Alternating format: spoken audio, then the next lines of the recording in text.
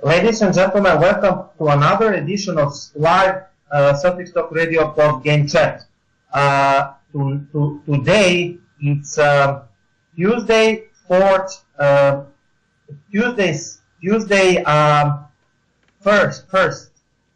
May, around 6:30 p.m. Eastern, and we are on the chat number 32nd.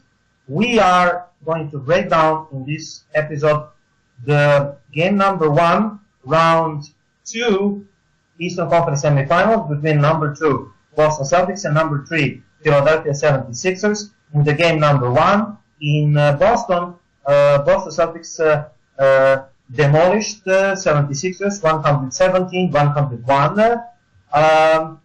Joel Embiid 31 points. On the other side, Terry Rozier 28 points. Jayson Tatum Terry Rozier 29 points. Jayson Tatum 28 points. Al Horford 26 points.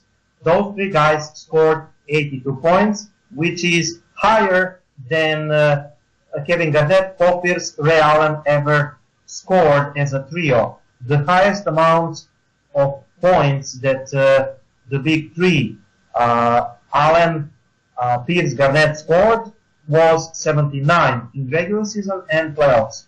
And the new big three of the Celtics, Terry Rozier, Al Horford, Jayson Tatum, they scored after scoring 72 points in Saturday, Game 7 Bucks. They scored 82 points. And the Sixers big three, if we count Joel Embiid, and if we count JJ Redick and Ben Simmons, they scored accumulative 69 points. This is one of the keys. Rebounds, Embiid 13, Rozier 8, assists, Marcus Smart 9, good playmaking from Marcus Smart, and Ben Simmons only 6. Jaylen Brown, now he missed the game number 1, but he intends to play in game number 2. And when we speak about the game number 2, let me present you the schedule of the series. Game number 2 is Thursday, 3rd May, 8:30 p.m. Eastern, TNT. Game in Boston. Game number 3 is Saturday, 5 p.m. Eastern in Philadelphia. Game number 5 is Monday, 7th May, Philadelphia, 6 p.m. Eastern. And game number 5, if necessary, is in Boston, Wednesday, 9th May. Game number 6 is Friday, 11th May in Philadelphia. If necessary, game number 7, Sunday, 13th May in Boston. Before we go to further analysis, Daniel, what a surprise for every NBA fans, even the Celtics fans. What a surprise for every NBA analysts. They fell in love and they overreact at Philadelphia 76ers. So even from the Celtics writers, I had discussions, like I said, with the Celtics writers that they were overpricing, overreacting strongly to the easy victory that Philadelphia had over Miami's Heat. Miami Heat is limited team, by the way. And they overreacted. Stephen A. Smith said that Philadelphia is going to the big finals and they are going to give run to Houston or Golden State Warriors. Everybody said Philadelphia in 4, TNT crew, Philadelphia will sweep Boston, Philadelphia in 5, Philadelphia in 6. They said that the talent is on their side, which I disagree. And by the way, again, only ones that said Celtics in 7, I think one Boston side, Danny, you will know which one is. I think it's not NBC Boston, but some local site said Celtics in 7, and we, Celtics Talk Radio crew, said that we love the matchups, that Philadelphia is young, Boston has their numbers, protect the home court, we can win in 7. That's what we said. And that's exactly what happened. And another narrative that is circulating, which is ridiculous, and I'm laughing hard, I'm laughing my, stomach out, that actually Philadelphia, they were missing the shoots, So the mantra of excuses on the national medias and Philadelphia media, Philadelphia medias are actually criticizing Philadelphia, but national medias and Boston sports medias that have prognosis of Philadelphia being superior talent than us and demolished us. No, they are making excuses, and we heard from analysts and from even Brett Brown that they were not in sync. They were called because they finished 6 days ago their series. So when they got accustomed to the playoffs again, they will get hot again from the 3-point line. That is the new narrative. That is the new excuse, which is ridiculous. And I want to hear your opinion about it. Well, I think it all comes down to who you talk to. You gotta admit in some sort of way that they did miss a lot of open shots.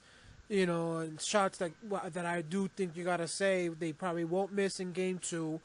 But at the same time, in this case, they missed, or should I say these people got to also admit that being cold or basically being rusty, however you want to say it, because of the fact that they've been off, does not justify using that as an excuse for how pathetic the 76ers played on the defensive end. The Boston Celtics won this game because of the fact that the 76ers looked terrible on defense yesterday. And the Celtics, because of the fact that you and me mentioned this along with both our guests on the last show as one of the keys to this series, Al Horford was able to force Joel Embiid to come out of the paint like he is used to come towards the three-point line, to have to play defense, because Al Horford was in the zone. He was making his shots from the perimeter area, and it made it where now there was an open, restricted area, an open path to the lane. Jayson Tatum, Terry Rozier, Shane Larkin, Marcus Smart, everybody else that was on the floor for the Celtics last night took advantage of that and started attacking the rim, making it where now Horford's ability to shoot was even more critical because of the fact that Embiid now was forced to choose. Either he stood more to the paint and the Celtics were kicking it open to a wide open, Horford, who would then make them, make the 76ers pay for leaving him open. Pick your poison.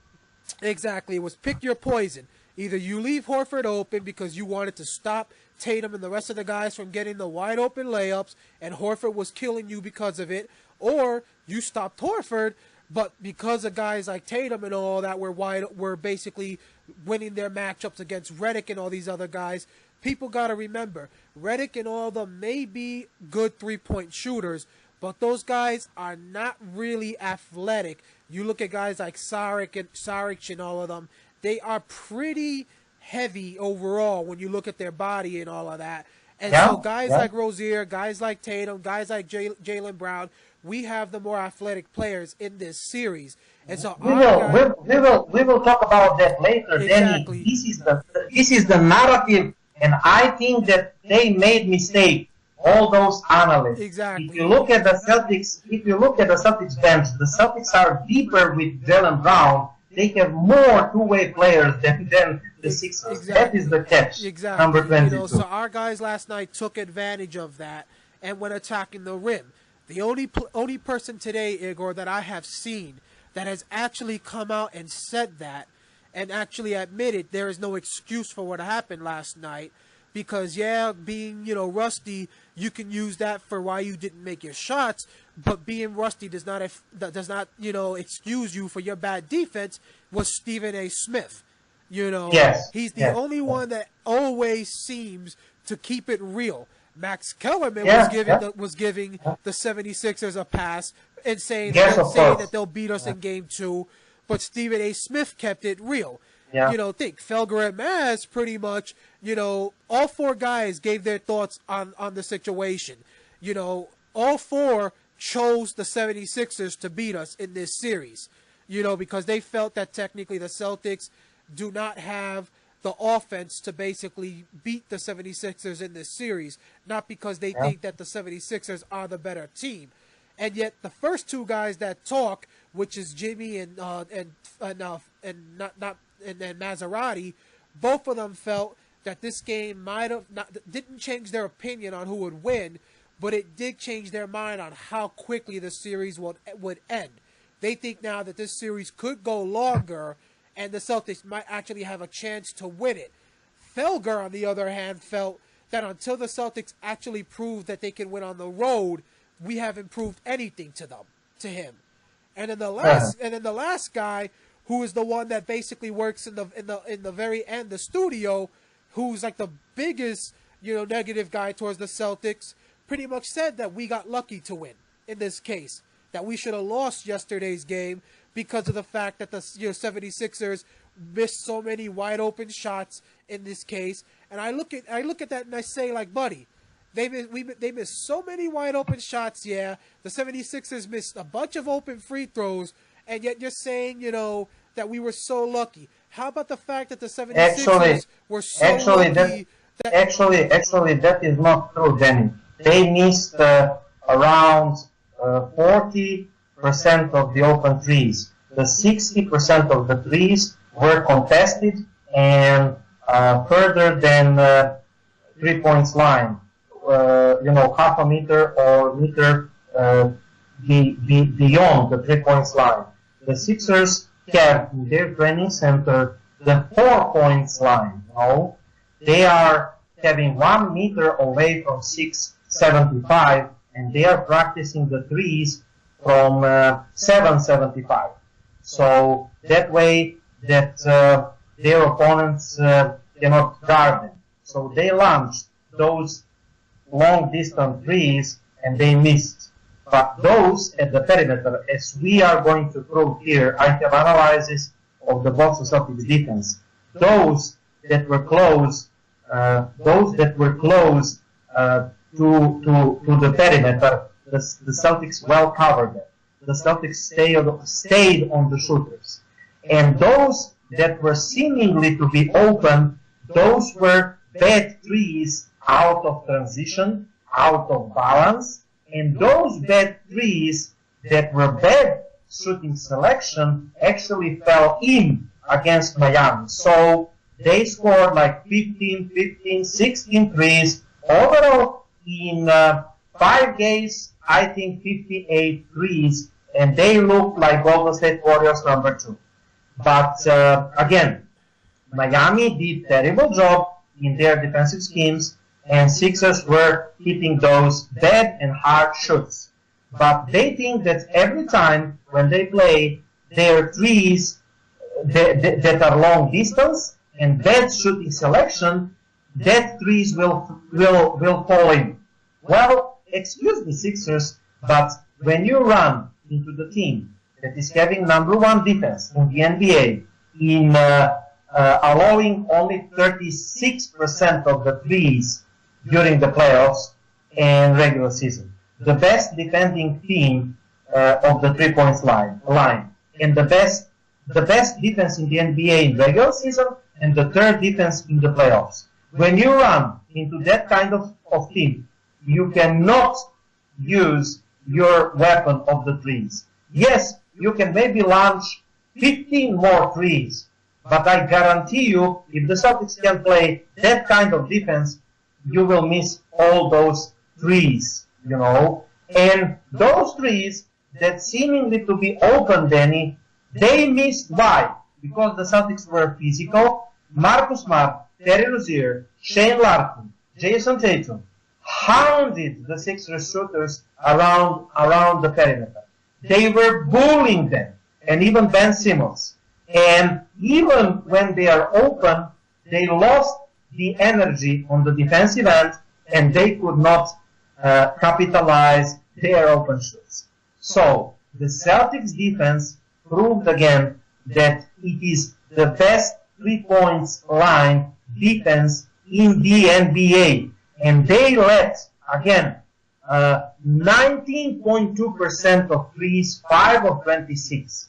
5 of 20. They were shooting 15 and 16 made threes against the Sixers. So I'm not expecting the Celtics to hold the Sixers in Boston to 19% of the threes. Yes, the next time you can expect about the Celtics average allowed threes then, and that is 36%, you know. You can expect like 10 threes, but I guarantee you, as long as the Celtics play their defense at the perimeter that was well organized, well coordinated, and well prepared to stay at the shooters, and until the Celtics play that tactics, the Sixers will not score 15, 16 threes against us. At least not in Boston. Now please go on about that. I have analysis about the threes a little later. Well, what you just said, Igor, is something similar to what one of the guys on Around the Horn said at 5 p.m. on Eastern Time. I think the guy's name is Tim Calishaw. But, you know, he was saying that, you know, one of the things that the Celtics, you know, came into this series, you know, yesterday doing was that is pretty much exactly what you and me said in the radio show, was that if you're going to choose to do anything, knowing that this team is a team that focused on three-point shooting, you're going to let Embiid do all the work.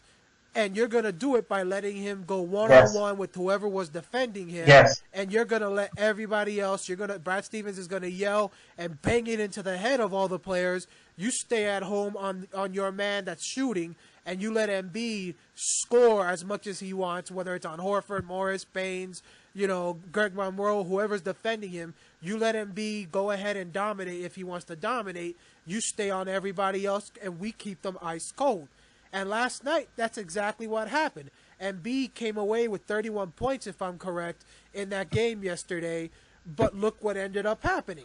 Everybody else that basically would have gotten hot in most cases. Embiid 31 points. Exactly. In Miami, in the series with Miami, Miami was sending guys to basically double up against Embiid because Whiteside could not stop Embiid. So their only hope was to basically double team him in this case, and Embiid would start kicking it out to the guys that would just nail the threes. Instead, our guys, Smart, Rozier, Larkin, Tatum, they all stood on the three-point shooters. We stayed on the shooters, and we let Embiid playing one-on-one. Even if he scored 40, the Sixers will lose unless we stop Simmons like today, and unless we stop the shooting trio in Robert Covington, actually 4 guys.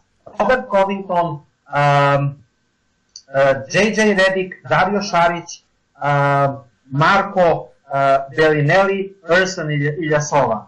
Those outside shooters must not score 10 plus threes in the game. And unless we keep them, every time we keep the Sixers to 10 and less score threes, Embiid cannot beat us. One guy, I was listening today to Antoine Walker, the ex-Celtics player. I love him. And he said that the Sixers will win in 5 because we cannot stop Embiid. This is ridiculous, buddy. You know, and NBA progressed since you are not in the NBA, you know.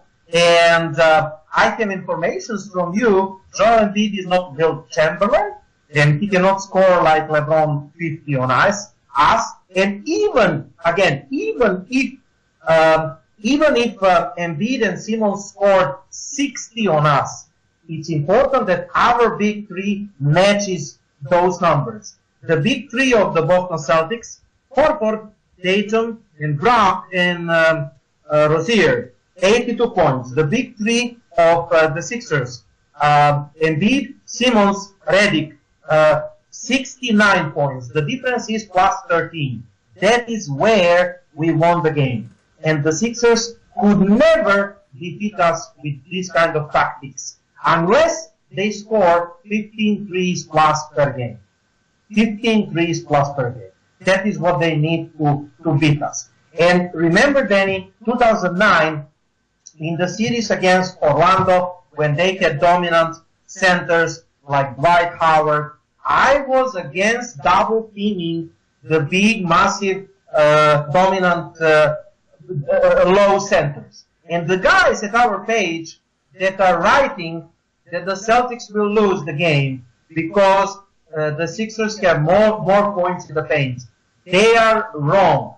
The basketball advanced, and now you cannot be elite team without defending 3-point line and without scoring threes in the larger amounts. And those idiots that are saying that the Celtics will go cold should just check their numbers again, because the Celtics are second in the NBA to Houston Rockets in made threes in the postseason. The second in the NBA. So the Celtics are first in the defending 3-point line and the second in the made threes in the postseason. And that is why I think that we are kryptonite to the Sixers, because we took over everything that they love to do. Their athleticism, their physicality in the defense, we have better matchups in the offense, and we took over their biggest weapon in the offense, and that is 3-point line. And that is why I said the Celtics will win the series. Right? Well, that's the thing, that, on the Around, the Horn show, the four guys that were debating the game were saying, that against Miami, there was one thing that was in Philadelphia's favor that they won't be able to get away with against the Celtics. That the only big man that the 76ers had to worry about with Miami, and I'm talking legit big man, was Whiteside. And Whiteside is a lot like Dwight Howard, a man that has to be near the rim, going for layups or dunks. If he doesn't do that, he doesn't get you anything, because he doesn't have a jump shot, he can't shoot hook shots, he can't make floaters, he can't make threes. So if Whiteside's in the game, Embiid is automatically going to be in the paint area defending him, which means you automatically got your anchor in the paint as on the defensive side for Philly. So you can't have any of the guards, if you're Miami now, attacking the rim, Igor. But thanks to Al Horford, thanks to Morris, and even Baines now, who is starting to add a bit of a 3-point shot on the floor. And, of course, we all know we all know Ojale, even though he doesn't make them consistently, he can make them from time to time. Even he can nail the three. Brad Stevens, by going with those four guys, has now made it where Embiid has no choice to come out of the paint. So now that opens up opens it up where the Philly team has no choice but for their smaller players who like to shoot the three to stay in front of their man. And if you don't, either it's a wide open layup or somebody from Philly's going to have to come and cut off the guy and leave somebody open or commit a foul in this case. And like I said, we're going to be able to get physical. So the guys around the horn made some decent, reasonings for why in this case Boston has a legit shot compared to Miami, because of the fact that it's not a team that has a big man that has to sit in the paint the entire game, allowing Embiid just to sit there. And I think Embiid, like I said, after the game yesterday, made a stupid move by saying the Philly fans are better than Boston fans, knowing that now Boston has 2 days to prepare. Yesterday, another thing I think is a pretty big thing, Igor, is that they might have been rusty, but at the same time, you had a 34 to 15 free throw edge in Philly's favor, and you still lost. there was no Jaylen Brown for Boston, meaning the Boston bench was weakened. You still lost. Now, there ain't no guarantee you're going to have that big free throw advantage in your favor. Boston could be the one getting the free throw advantage depending on who you get for the officials in Game 2. And like you said, Jaylen Brown is expected to come back, meaning the Boston bench, Marcus Smart will go back to the bench, and he was nailing three-pointers in the last game. So Smart is getting his shooting touch back in this case. How do you think Jaylen Brown's going to look now if Al Horford is making a shot and he's the one going around those Philly guys who couldn't even stop Terry Rozier, Marcus Smart, and Jayson Tatum yesterday?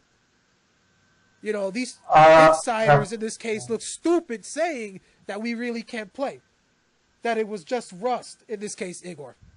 Yeah. I mean, listen, about Embiid and he's saying about Boston Celtics, I like it because Boston Celtics fans must boo the Sixers louder. I agree. We must make every other remaining 3 games in Boston potential the hell out of Sixers players, because you could see that Embiid can influence. I mean, Simmons is influenced by the chants. He's not rookie. I mean, 18,000 people are shouting and taunting you, and it is having influence at you. So if we are louder, we can make more influence on the Sixers player. So I like it. And about the Sixers, it is understandable. I had a couple of bullshit calls against the Celtics that I wrote at the page.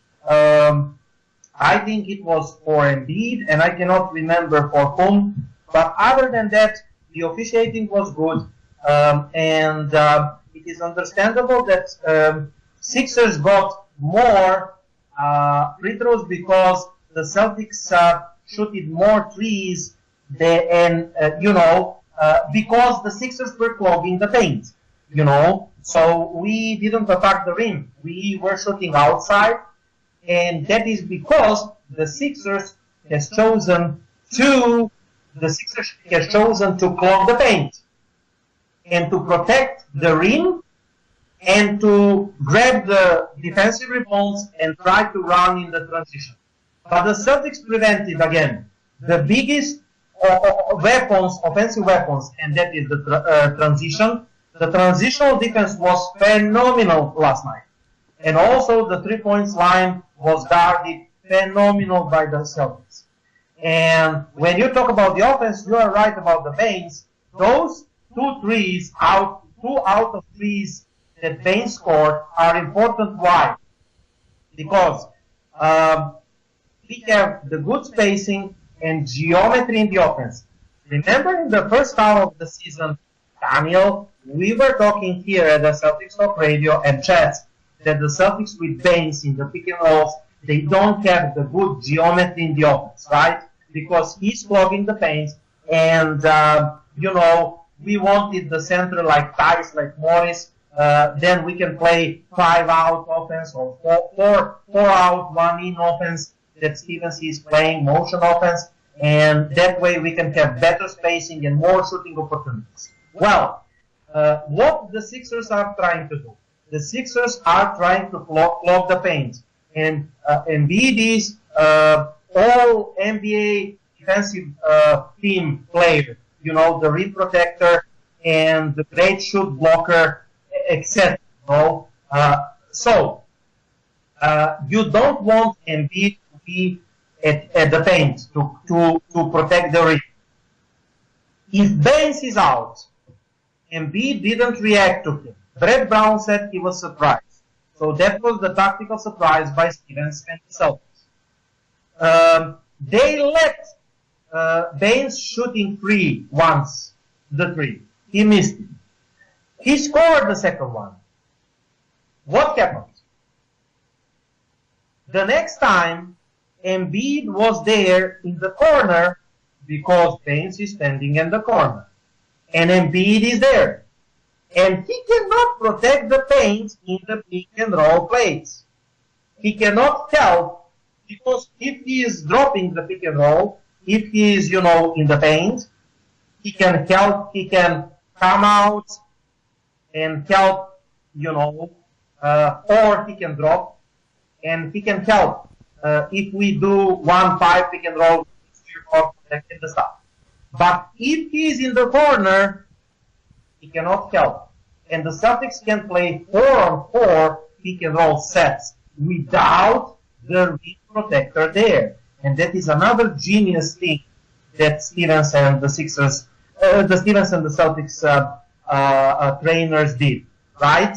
By the way, so I think this is the right time to dive into the game numbers. Do you want something to say about what we are saying?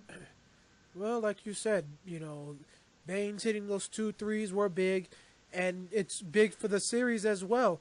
Along with Marcus Smart, because Marcus Smart returning in that first series, you and me were saying that, him returning is more about the defense than the offense. Even if he doesn't get you any scoring, it's his defense that you need more than anything, because of the fact that he will get into some of these players' heads and really cause problems. And we were right in that first round. He did cause some problems for some of these players. And now both him and Baines yesterday made a few three-pointers in that game. If they start making those shots consistently, then who can you actually, leave now wide open?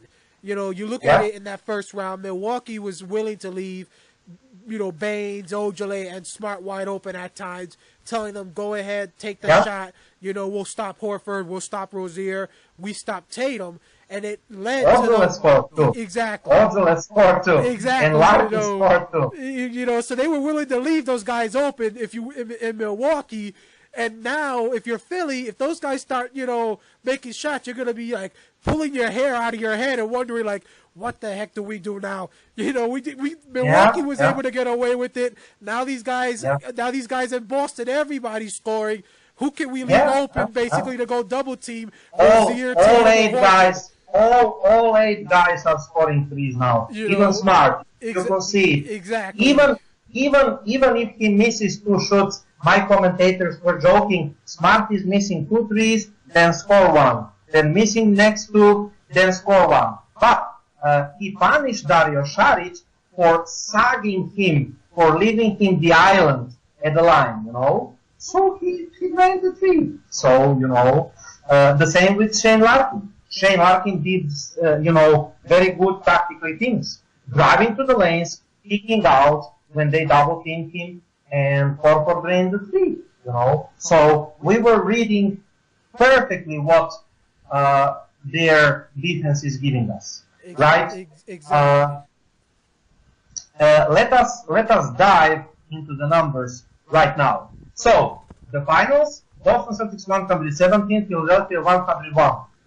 Boston leads this best of 7 Eastern Conference Semifinals Series 1-0. Jayson Tatum, career playoff high, with 23 points, actually I think 28 points, Jayson Tatum. Career high 28 points. And he's the third rookie to do it. The other 2 are Tom Henson in the playoffs and Larry Bird in the rookie seasons in the playoffs. By the way, the rookie season of Larry Bird ended in 1980 when Boston was eliminated by Philadelphia 76ers, Julius Randle, Dr. J, 4-1. But the next year we eliminated them in Game 7 and we won the title. The first one with Bird, Parrish, McHale. Anyway, Jayson Tatum had playoff career 28 points.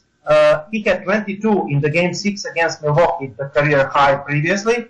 And for the second consecutive night, after scoring 26 in the Game 7 Saturday against the Bucks, Rozier set the new playoff record, career high, in 29 points. Terry Rozier was doing, by the way, the great job creating his own offense and also creating for the others alongside with his solid on-ball defense. He was stretching the floor, he was rebounding, he was mixed, with his great athleticism and the motor. Now,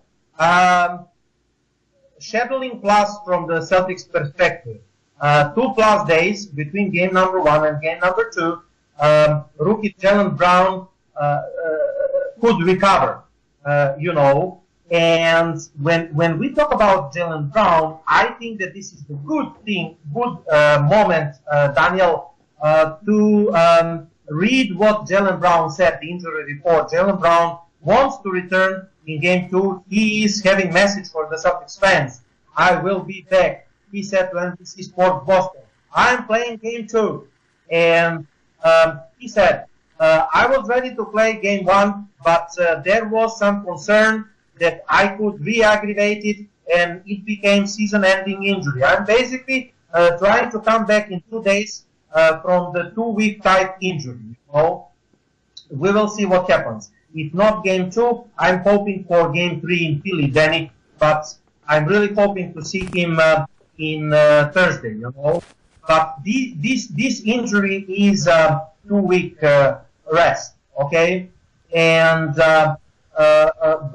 Brown can have between games number 7 Milwaukee and game number 3 in Philly. Brown could have like 7 days rest. But we will see what happens Thursday. The return of Brown will certainly be welcome in the game Thursday number 2 because the Celtics can benefit from having their best two-way player on the floor. And Brown is the second scorer in the playoffs behind only Al Horford, 17.9 points per game in the first round against Milwaukee. And he had like 2 30 points games. Now, Daniel, what do you say about Brown? Well, it's unfortunate that we ended up losing him. If he does come back for game 2, I say we end up winning it. But it's best for Brad Stevens to go this route, because again, you could easily win game 2 even without him. I think it's a guarantee to win game 2 if he's with you. Because he's going to, just like with, the way Marcus Smart did it when he came back, the fans are going to be energized, for you to try and go up 2-0, especially if he, comes back. And, he's just going to take advantage the way Jayson Tatum did in game 1. It's going to throw another, type of wrench at the Philadelphia team. Because, right now, they don't know whether or not he's returning. So I don't think that coach is really thinking he's going to return. Because, like you said, it's usually a 2-week injury. So I don't think they are even considering he's going to return. But it is best to try and think about him in the long term.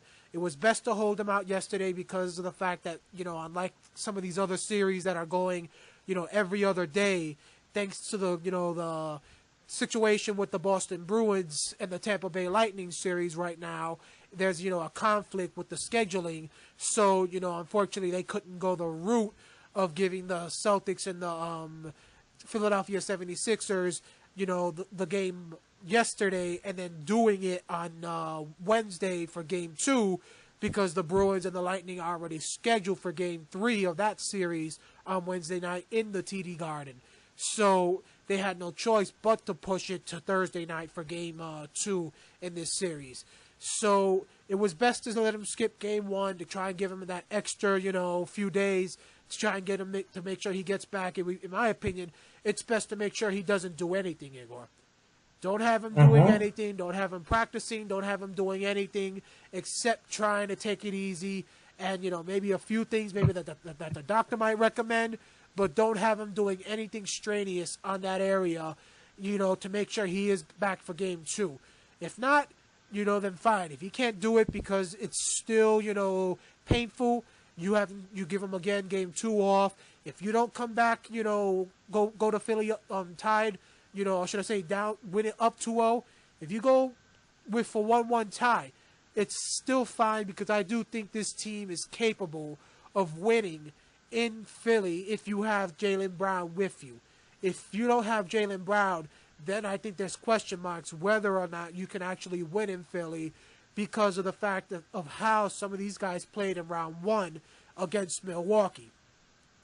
The Philly fans, Yeah, the yeah. Philly fans are totally different than the Milwaukee fans, and this Philly team is way better than the Milwaukee team.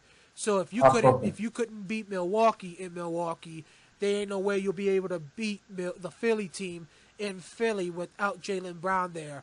So again, he is going to have to return for you to have a chance to beat Philly in Philly. So that is why if he isn't able to return for game 2, I think you have to make sure you win game 2 to avoid possibly coming back to Boston down 3-1. Okay, that was your, injury report. And let us dive to the numbers further. Game number 1, rookie statistics.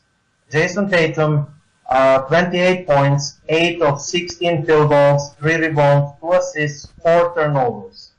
Ben Simmons, 18 points, 6 of 11 field goals, 7 rebounds, 6 assists, 7 turnovers. Folks that we traded, we went down and let the Fultz sign with Philadelphia. He had 0 points.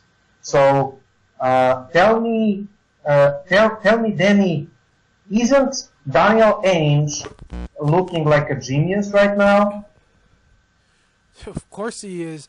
Danny Ainge seems like he's some sort of fortune teller or something like that. There must be I would like to go into his office and steal the crystal ball, something like that he has. Kind of make myself a millionaire or zillionaire, whatever it might be. Get lucky on the lottery out here in Massachusetts. Whatever the heck he's using to basically try and get this lucky. You can say that's like the second heist of the century, pretty much, that he basically just did. The first one was with Brooklyn, and now he just did it to Philly in this case. It's incredible what he's done pretty much with each and every one of these trades as of late. Over the past few years. Jayson Tatum. It's you can make an argument. Of course, everybody thinks that Simmons, should be getting Rookie of the Year. If not, it's Donovan Mitchell, if I'm correct, out in Utah. But of course, yeah. But it's crazy, how he was able to get that trade and get an additional first-round pick out of it from Philly. And at the same time get Jayson Tatum at number 3 in this case. And look at yesterday, you end up basically having Jayson Tatum, who basically outduels Ben Simmons in that Game 1 victory. And then look at where Donovan Mitchell is right now out in the Western Conference. If either one of these two players, if either one of these two guys between Tatum and Mitchell has a chance of advancing to round 3, it's going to be Tatum in this situation. So it's pretty impressive what Danny Ainge has done here. I kind of wonder, are we in for a future heist, Igor? Maybe this summer, maybe there's another sucker out there that he's got in the crystal ball coming from the Western Conference, something like that. Is it maybe? I think so. I think so because the way our guys are playing, Brown, Tatum, and especially Rozier, I think they will overpay us for Rozier, everybody out there. I can see it now, Igor. If you see me in the camera, mystical forces come forth. Greg Popovich, I see you in the crystal ball. Give me Kawhi Leonard for all of my, for the expiring contracts I have. Is there going to be something like that, Danny H, coming our way? I have no problem with it, whether it's for Kawhi Leonard or somebody else out there. Is there another sucker we have coming that you're going to use the crystal ball for? Because so far he's 2 for 2 when it comes to something like that. Can we make it 3 for 3, Danny Ainge? I will enjoy it. He didn't make the best trade since 2011 when he traded Green for Perkins because that trade didn't work. Green was failure.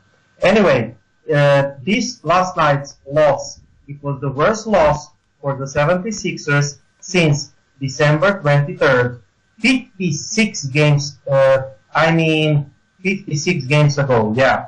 So, in the last 2 games, Terry Rozier, Game 7, Milwaukee, and Game 1, Philly. Rozier is scoring 27.5 points, 21 of 34 shooting, practically 60%, 12 of 17 for threes, This is like 65-70% for three. 7 rebounds, 7.5 assists. This is extraordinary then. Now, Al Horford is, in the last two games in the playoffs, 26 points, 23 of 29 field goal, and 2 of 4 for the threes, and 7.5 rebounds, and 3.5 assists. Jayson Tatum, 24 points, 15 of 33 field goal, 16 of 17 free throws, 4.5 rebounds, 3.5 assists. And Baines is leading the Celtics in the three-point shooting in the last two games of 66.7%, 4 of 6 shooting. So Scary Terry is shooting 12 of 17, which is below 67%. And Aaron Baines is shooting 4 out of 6 from downtown, which is 67%. I mean, that's our new big three. Scary Terry, Jayson Tatum, and Al Horford. Isn't that impressive, Danny? And if somebody else again say that the Celtics don't have offense, I must say, gentlemen, you should change your profession because you're one idiot. Oh, right? You know how it is when it comes to people that say that. For them, it's all about history. You know, if you're not somebody that's a Kyrie Irving, Gordon Hayward, LeBron James, Steph Curry, somebody that's proven that you can go for 15 a night, something like that, then you really aren't an offensive player. You know, and these people forget. For our guys, unfortunately, most of our guys have a reputation of not being able to have big offensive nights.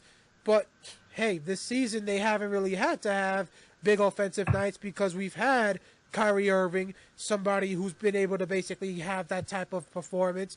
And again, our starting five basically has played a majority of the minutes. That's another thing, you know. But come on, at some point, you just gotta pucker up and admit you were wrong. You know, after that game yesterday, you know, the one thing I hate about the NBA playoffs, Igor, is that, you know, I understand this in the way it works. If you're somebody that's watching and your team is not competing in the playoffs, like let's say if you're living in New York, you have to accept this. But for someone like me that lives here in Massachusetts and Boston is my team, why the heck do we have to accept watching the game on TNT and we got to be having to deal with Charles Barkley and the rest of the TNT staff being our pre- and post-game coverage people and the halftime show? You know, like, come on. We all know Charles Barkley has an issue with the Boston Celtics. He was against them in round one. Every game that they had on that channel, Charles Barkley was doing nothing but talking. Because he was in Philadelphia and they were rivals then, and he was talking on TNT that one game he said hello to Larry Bird and Kevin McHale, and they wanted to beat him because they were like, why you are saying hello? They were having the big rivalry then. He's a friend with Danny Ainge because he played in Phoenix with him, but he hates the Celtics because he played for Philadelphia. Simple as that. Yeah, you know, but still, you know, he's someone that hasn't chosen the Celtics to win a game in a while. It's, you know, been a while since I've seen them put a game on TNT that he has actually chosen the Celtics to win. You know, he didn't choose us to win win the round one against Milwaukee, and yet we ended up beating them. And despite the fact that we ended up having some pretty good offensive performances there, he immediately chose us to lose this round. I think he said in 5 games in this case. So of course now, if the Celtics win Thursday, his prediction is already gonna be canceled out, and you're still gonna basically come out and see him talk trash about the team, despite the fact that they will already have proven him wrong in this case. You know, so why the heck should fans like me have to lose out on seeing the Celtics game on the local channel where Tommy Heinsohn, Mike Gorman and the rest of the Boston people that we get to enjoy seeing the entire season are talking, and they basically, those guys at least kind of give a real opinion on something. Yeah, you could say, they might be pro Boston, but at least they kind of give you some, decent, stats. Charles Barkley, on the other hand, forget it. He doesn't use stats to prove his, his reasoning. He's anti-statistics. Exactly. He doesn't prove the stats to give his reasoning for why he's choosing it. He just comes out there and pretty much says, Joel Embiid's the best player, I'm choosing them. Well, heck, Giannis Antetokounmpo was the best player in the series against us in round 1, and now his rear end is sitting on the couch in his house in this second round. So of course you don't see Shaq doing anything about it.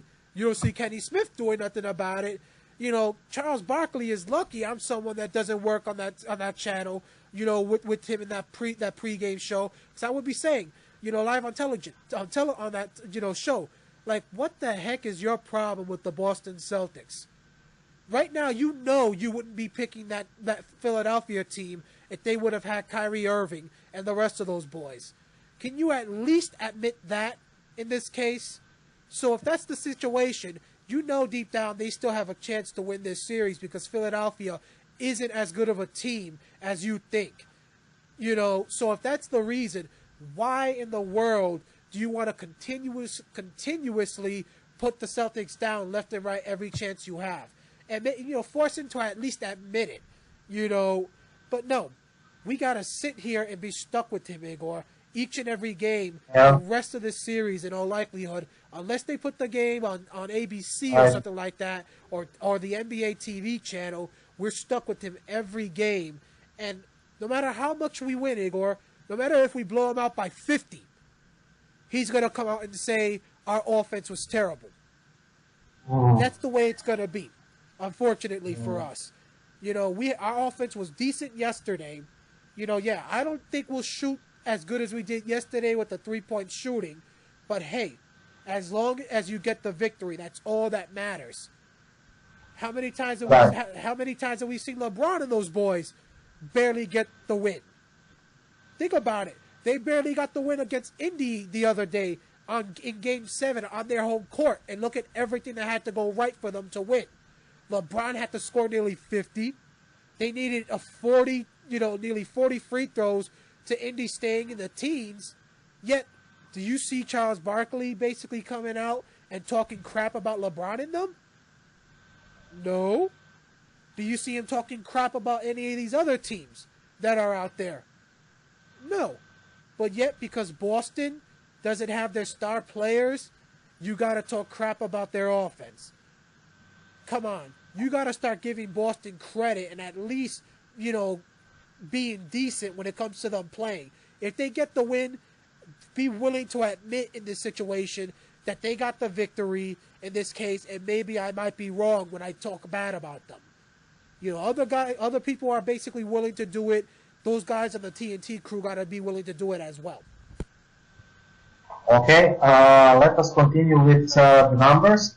Like I said, Terry Rozier, 29 points, playoff career high. Jayson Tatum, 28 points, career playoff high. Al Horford, 26 points, matching playoff career high. Those three guys, the big three, 82 points. This is the first time that Boston has had the three players to score 25 plus points since April 2009. Ray Allen, Paul Pierce, Rajon Rondo. And also Kevin Garnett, Paul Pierce, Ray Allen scored, the best scoring margin was 79 combined points. Paul Pierce, Kevin Garnett, and Ray Allen. And Al Horford, Jayson Tatum, Terry Rozier scored 82. Better scoring margin, 3 points than the big two of Boston Celtics, in 2008-9 season. Jayson Tatum career high playoff tonight, including regular season starts, 28 points, 11, 28 points, 11 of 12 free throws. and threes by Aaron Baines, Semi Ojeleye, and Marcus Smart. That all guys, analysts are saying that they are not shooters. So Aaron Baines, Semi Ojeleye, and Marcus Smart scored combined 5 threes, Daniel. And Sixers as a team scored 5 threes. So our worst shooters, actually Baines is the best shooter in the playoffs from the 3 points. So Baines, Ojeleye, and Marcus Smart scored the same amount of threes as the whole Sixers team. So if you're Sixers, you must be better, right? 17 is the most threes that the Celtics have hit in the game since February 23rd against Detroit. A lot was made of the Sixers having 4 extra days of rest heading to the game number 1. Now, all year long, the more rest their opponent has had, the better Celtics have played. Listen to this, Daniel, and dear viewers and listeners. The Celtics, with more rest, 10-7, 59% winning. Celtics with the same rest as their opponent, 26-15, 63.4%. The Celtics with the less rest as their opponent, 24-8, or 75%. So, again, the Celtics with the less rest are 24-8, 75%. Celtics with the same rest, 63% winning. The Celtics with more rest than their next opponent, 59%. So, Daniel, actually, we were very fine with the Sixers having more rest than us. What do you say? Well, that's another, embarrassing stat for them. Brad Stevens being able to rest guys, more than they did. But think about it, Igor. I saw a stat also that showed, that we've played better this year against teams that have, been more rested than us this year. Which, even that, I found it more crazy. You know what that says about you? Usually, it's the other way around. A team that you are having the same amount of rest with, or that you've got more rest with, you're actually better than in terms of your winning percentage. But we've actually got the best winning percentage. I think it was a better winning percentage this year against the teams that have had more rest than us than we do against teams that we've had, the same amount of rest or more rest than. That, and then yesterday, I think it was that Tatum was the only one that played more than 35 minutes. Everybody else played less than 35. From what I read on one of the pages, Brad Stevens yesterday did a miraculous coaching job in this game. This is once again a situation where we can say, the coaching edge goes to Boston in this series. The question is going to be, is that coaching edge enough to overcome the fact that Philly arguably has the 2 best up-and-coming players in this series right now, or at least that you can say the 2 players that everybody's talking about with this series are on the Philly side, not on the Boston side. Because you all know, if Kyrie Irving was playing in this series, he is the one everybody's going to be talking about. Nobody, you might get some talk about Simmons, you might get some talk about Embiid, but a majority of the talk would be about Kyrie Irving. The same way it is with LeBron in every series. What is LeBron doing?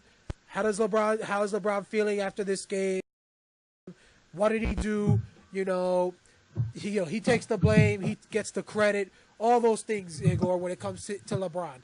it's the same thing with Irving, because Irving would be the superstar for the series.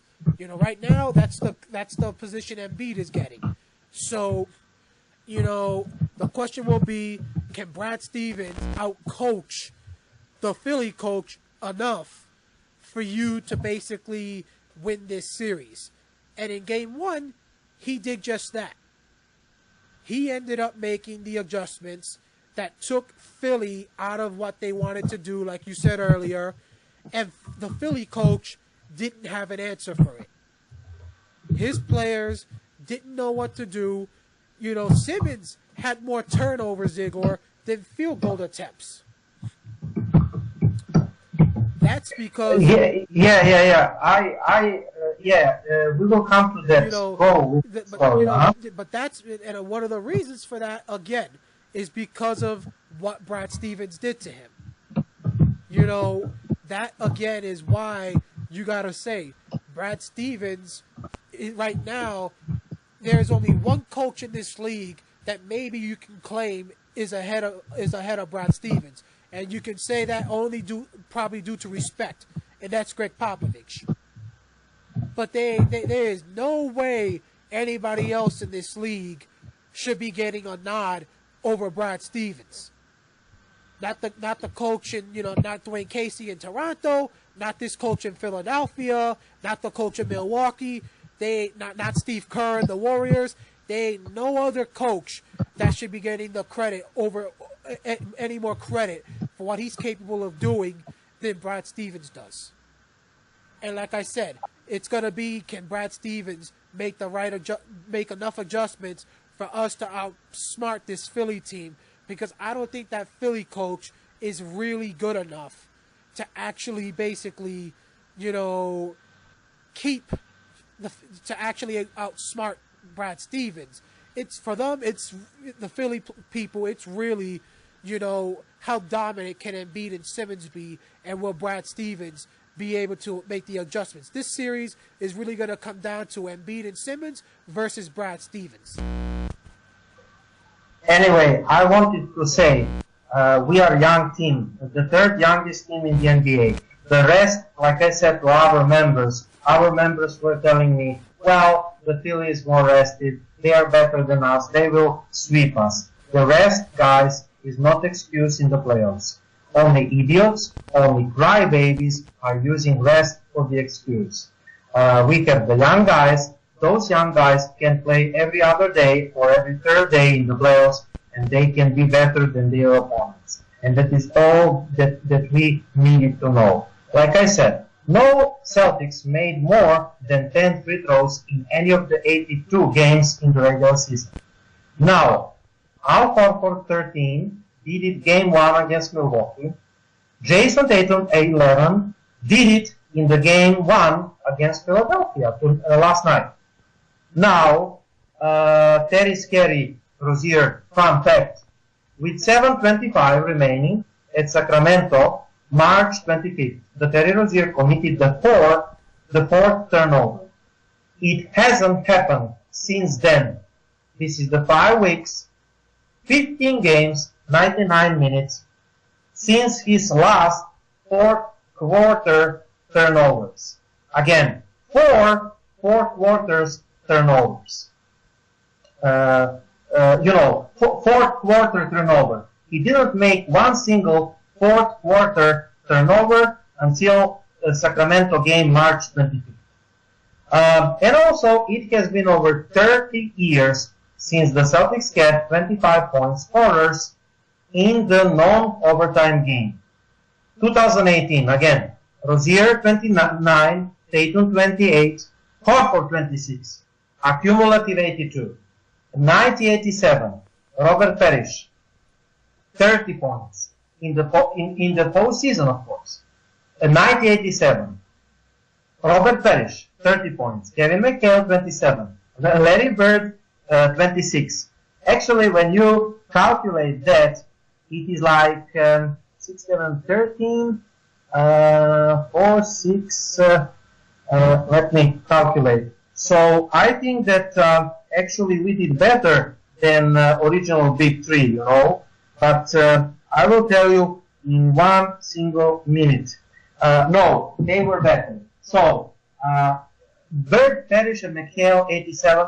They had 83 points, and Horford, Tatum, and Rozier, they had 82 points. This is not another informations, and it is bringing us the beautiful memories. Right, Daniel? Well, again, something like that I really don't care for. No offense to Celtic fans out there and to, Rozier, Tatum, and Horford. It was impressive what they did yesterday.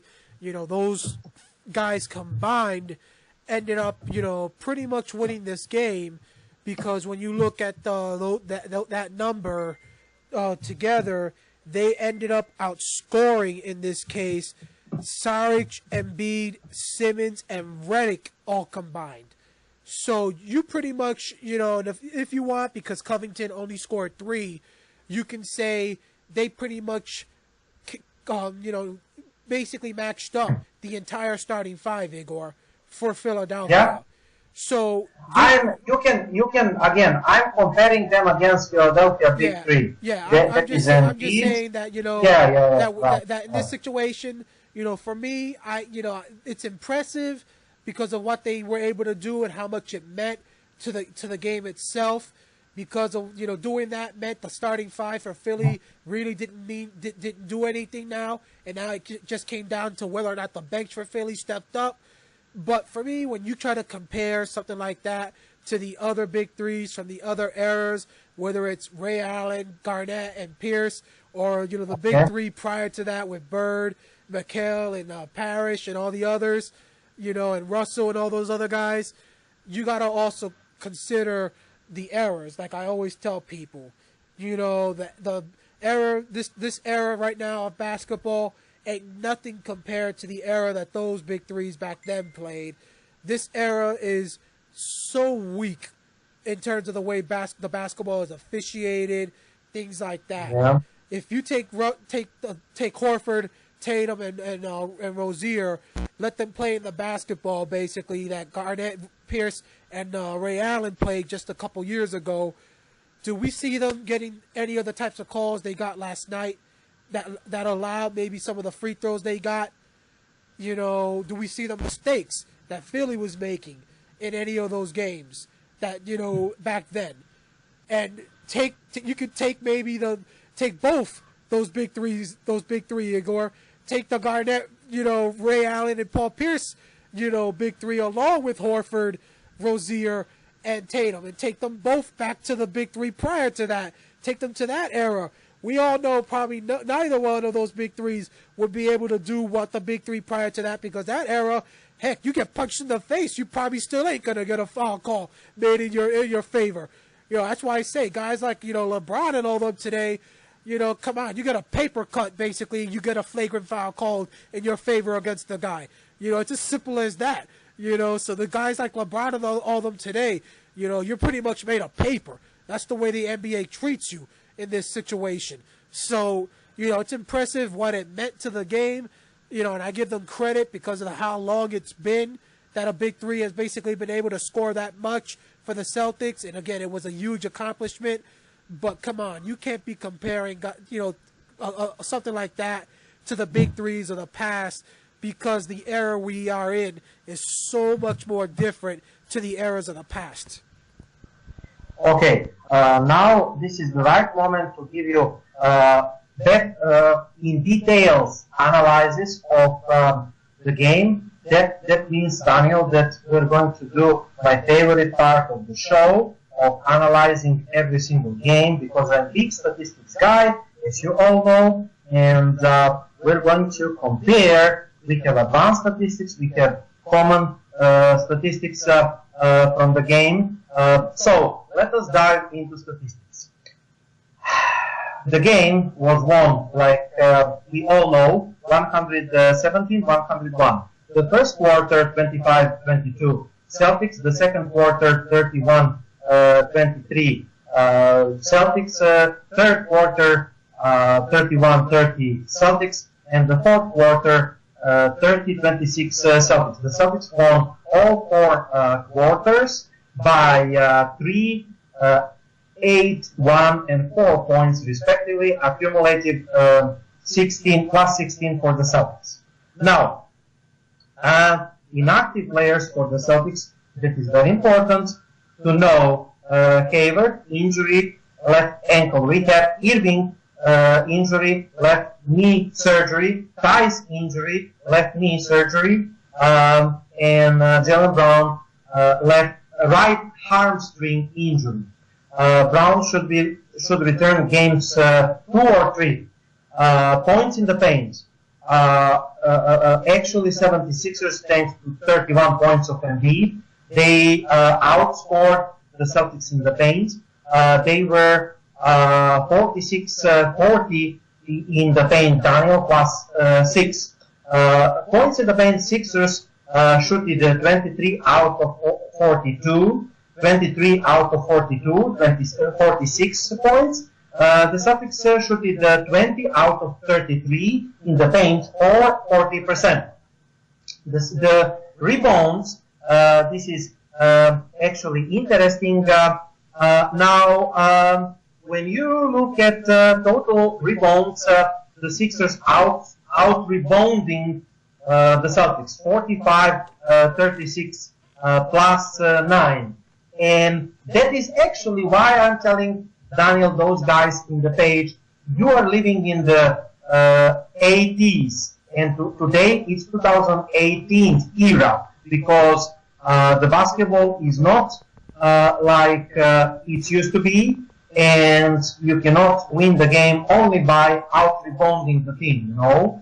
The Sixers had plus 9 in rebounds, and they lost by 16. So that is today's basketball. Emphasis is on the fast break points, emphasis is on the possessions, emphasis is on the three-point shooting and field goals made. Now, the Sixers had 34 defensive and 11 offensive rebounds. They had 45. Celtics had 5 offensive rebounds and 31 defensive, accumulative 36. The rebounds are plus 9 for the Sixers. Now, when you look at the second chance points, the Sixers had 11 offensive rebounds and they had 18 second chance points, 6 of 12, okay? The Celtics had 5 offensive rebounds and they had 13 offensive second chance points, 5 of 8 shooting. So, second offensive rebounds, Sixers plus 6. Second chance points, Sixers plus 5. Now, we are getting to the fast break points. One of the biggest virtue of this Sixers team in the offense is fast break points made. This fast break points battle, Celtics were better, 13 and Sixers 10, plus 3. The Sixers scored shooting 4 out of 9 second fast break points, 10 points. And the Celtics shooting 5 out of 8 field goals in the fast break and made 13 points. So fast break points, the Celtics plus 3, plus 3. And another important key, the Sixers are great three-point shooting team. The Sixers shooting 42% from the field, 35 out of 83. The Celtics 41 out of 85, or 48.2%. The Celtics made 6 more field goals than the Sixers. This is one key. And another key is the three-point shooting.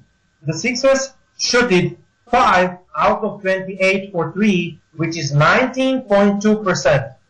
And the Boston shooting 17 out of 35, which is 48.6%.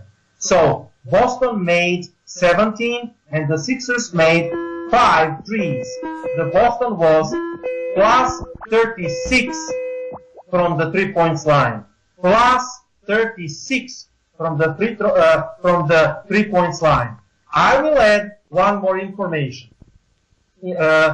Sixers starters 84 And Boston starters 98, plus 14 for the Boston starters. More, Boston's bench has 19 points, and Sixers bench had 17 points. So the Boston Celtics starters plus 14. The Sixers starters plus 2. I mean, the benches plus 2 Celtics. Accumulative plus 16. So the Celtics won all 4 quarters. The Celtics had plus 36 from the 3-point line. The Celtics made 6 more field goals. The Celtics are plus 3 in the fast break points. The Sixers were plus 6 in the points in the paint, but it didn't help them.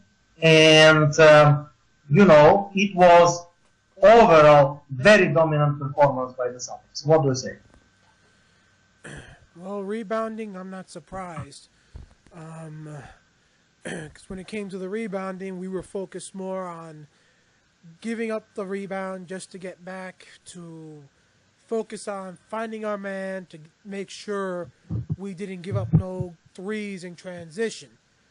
And this is the second game in a row, if you notice, that we kind of went that route, where we weren't giving up no transition points, or at least trying to limit it in this case. And that's one of the keys that we will need in this series.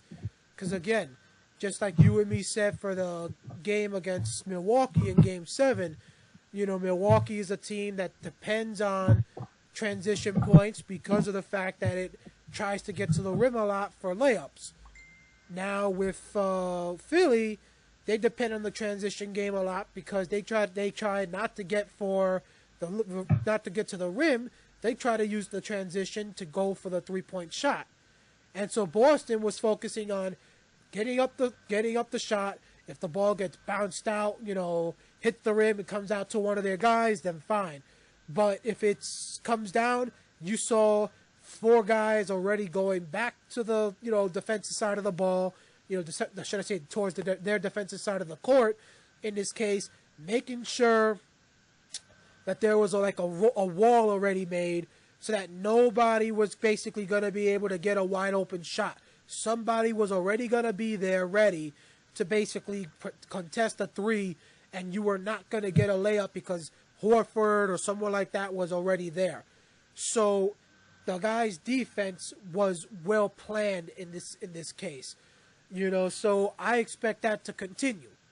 Because again, you want to make it where Simmons, Embiid, all these other guys are walking the ball up the court.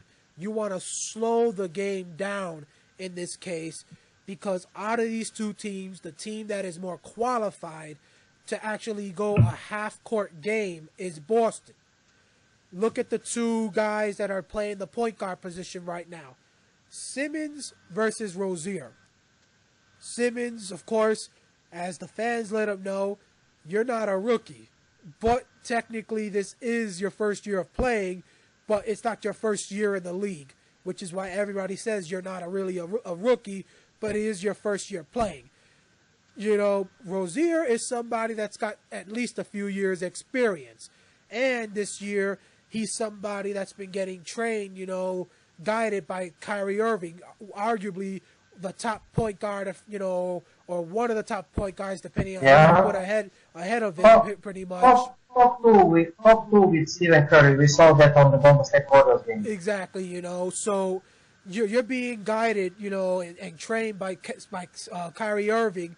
So obviously you're going to give the edge to Terry Rozier when it comes to, if the game gets slowed down, which one of these guys is going to be able to make the right decision, make the right pass, in order to actually get you the right shot. Simmons, in this case, is under pressure. He is more likely to crack than Terry Rozier is. So Brad Stevens and the Celtics, that is their way of trying to slow the game down, making sure there is no deep passes all the way up the court, like we were seeing in the Milwaukee series earlier, technically, in the series down up in the games 3 and 4, if you remember. That happened a few times where our guys were trying to attack for the offensive rebounds, and a few times they missed, and next thing you know, we see Middleton behind the defense, and Antetokounmpo would just throw it over everybody, and Middleton would get like an easy layup or an easy dunk, and next thing you know, Brad Stevens got to call a timeout, because the fans are going nuts. So our guys, that's the way they got to play. You got to find a way of slowing it down in this situation and make Ben Simmons play a half-court game, where he's got to be going for jump shots, going for, for layups, where he's got to fight with the other guys on your team to force it up. No transition points.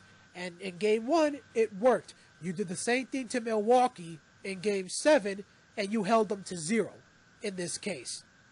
So Brad Stevens, if you can do that again in Game 2, you're going to Philadelphia up 2-0.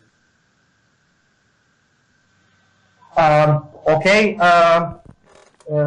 So I wanted to say and to emphasize, I was talking about Simmons and Embiid having 49 shoots, but Embiid, Simmons was minus 21. Simmons had 7 turnovers. Simmons was Horford guarded fantastically. Simmons in transition, he was backing up in transition and waiting in the paint Simmons and then preventing him. Also, the tactics of the Celtics, Daniel, was to start Baines at Embiid and to start Horford guarding Simmons. Now, in the pick and rolls of 1-5, Simmons and Embiid, Baines and Horford, they switched. They were always switching. That means Horford on Embiid and Baines on Simmons. Sometimes Smart was switching on the Simmons, but we didn't double team. We let Baines and Horford playing one-on-one against Embiid, and occasionally Semi Ojeleye. He was called for one or two bullshit fouls, by the way, Semi Ojeleye.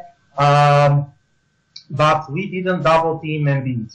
And he had 31 points, but he had 5 assists, but he didn't have those outlet passes for the open shooters, and that is what we wanted to stop. We always stayed with the shooters, and that was our tactics.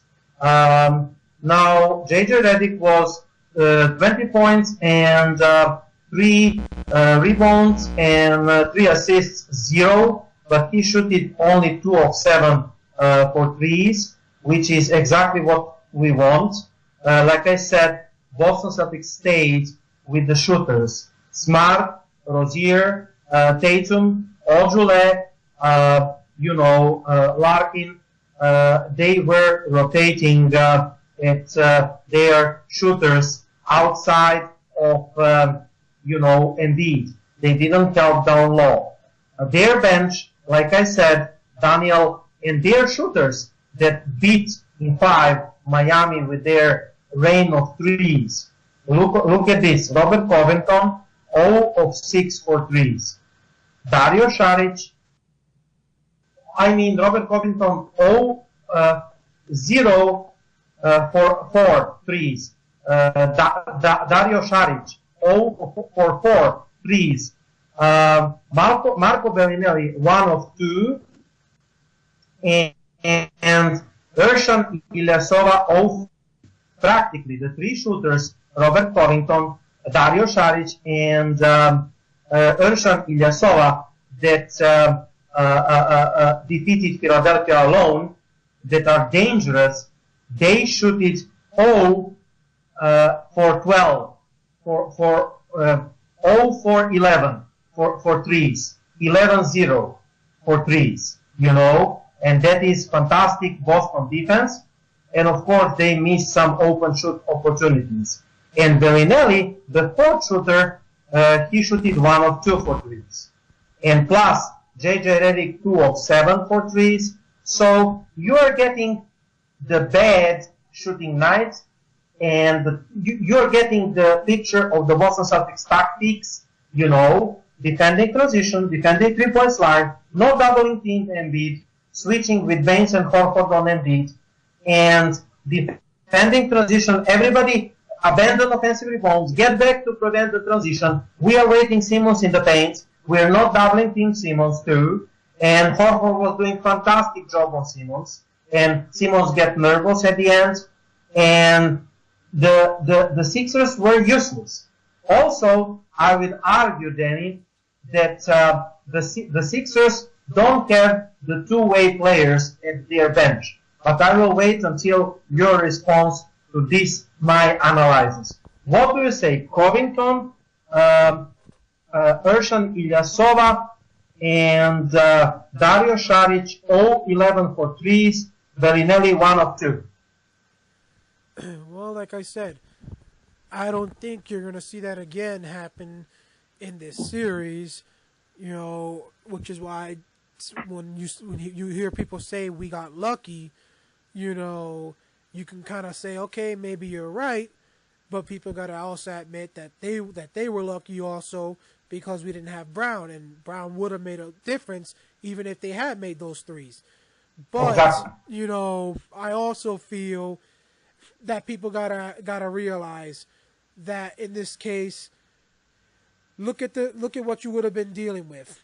It's not like any of those guys pretty much in this case. If you're making the 3-pointers, for one, you're now dealing with a case of,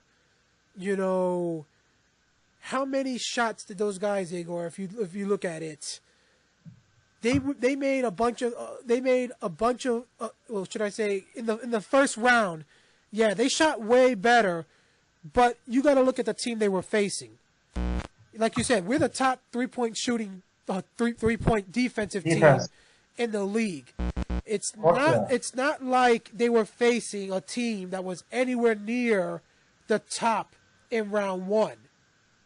I'm sure if you look at the list, if we were to look at the stats, Miami is nowhere near the top. Yeah. Again, I don't think they're going to shoot like that, but people can't act like, oh, Boston cannot stop those guys and keep them down again. And even if you do shoot better, how much? That's the key, Igor. How much are you going to shoot better? What? They need to score, like I said. They cannot defend us with plus 15 in the paint. They need to be even with us or better from the. If we score 17, they need 17 or more. Otherwise, they are screwed. This is simple as that. And let me continue with the analysis. Again, I'm going to argue with everybody that are saying that Sixers are deep team. Now tell me, I'm not overreacting over one thing. Who is better two-way player than our players on our bench when Brown returns? We will have Smart from the bench. Now, TJ McConnell, his contribution, 0. Justin Anderson, his contribution, 0. Ersan Ilyasova, yeah, he can shoot. In the defense, I'm not sure that he's defender. Everybody was attacking him on the mismatches. Exactly like Bellinelli. Boston recognized the mismatches then. When Bellinelli is on the court, you are doing pick and rolls and passes until you get mismatched the big three, one of the guys, against Bellinelli. And Horford, Tatum, and Terry exploited those mismatches. He cannot stay on the floor, that guy, Bellinelli, minus 23. Our old friend, Amir Johnson, he spent 5 minutes, 0 points, minus 10. Those guys cannot stay on the floor. Those guys cannot. Are you telling me that Markelle Fultz is going to come and score a bunch of points? I don't believe in that. And look at us. Look at our bench. Marcus Morris, 11 points, plus 8. Shemi Ojole, 3 points, but plus 11. Shemi is always positive. Marcus Smart. Marcus Smart is bench guy. Marcus Smart is +1 today. 9 points, 9 assists. Almost double-double. He's bench guy. Then, Shane Larkin, 5 points. 3 rebounds, 4 assists. 3 fouls on him. +10. So, 1, 2, 3, 4 plus guys on the Celtics bench. How many plus guys on the Sixers bench? Ersan Ilyasova +3, Justin Anderson +3, McConnell +5. And the key guys, -23 and -10. Are you kidding me? Let us look at the advanced statistics then. Let us look at the net rating. Net rating is offensive rating minus defensive rating.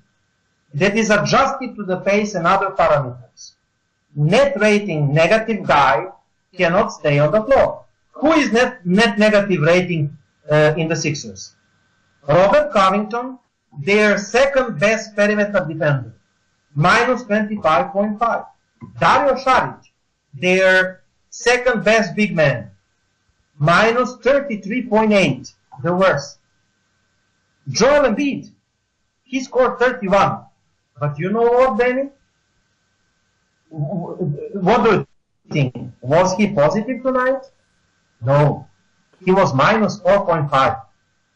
And the other star, Ben Simmons, guess what? The net rating, -23. So, and from the bench, Amir Johnson, -82, the worst. Marco Bellinelli, -39. Okay, Justin Anderson played little and he had the good ratings. Same as TJ McConnell. Their influence on the game, clear 0. So, are you going to tell me that the Sixers bench is better than the Celtics? How? How many two-way players they have better than us?